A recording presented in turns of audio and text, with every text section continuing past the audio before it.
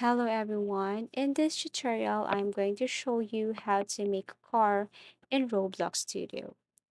So actually, you can simply select any cars or vehicles here once you are using your Roblox Studio. But let's just say you wanted to customize your car or you want to change the wheel or the body of your car, then you can simply do that here. So it's just also creating a new car. So I have two cars here, and what I want to do is to change the body of this white car to this, and then I want to change the wheel. Also, I want to remove the wheel. So what you're going to do is simply click the body of your car that you want to delete. Go to workspace, go to model, scroll down till you see body, and what you're going to do here is to click delete. Okay, so it will delete the body of your car. So now you want to delete the wheel of the second car here. So it's the same thing. Go to workspace, go to model, go to wheels, and then delete wheels.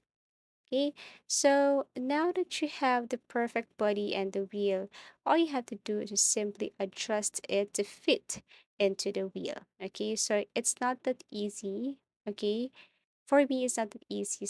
So it takes time for me to adjust, but yes, now that I have already fit the car, I mean the body of my car to my wheel, so now you can simply add something. I mean, textures, you can change the textures, the designs. All you have to do is to explore in this area.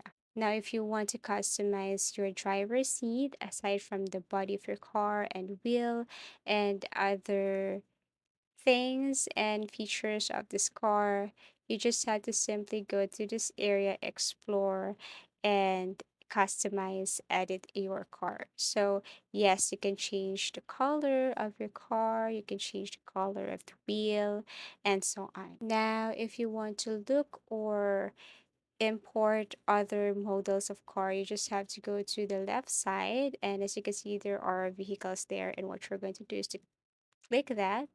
Then there you can remove the body again or wheel and then change it to any of your favorite car or model here, and then remove, adjust, and that's it.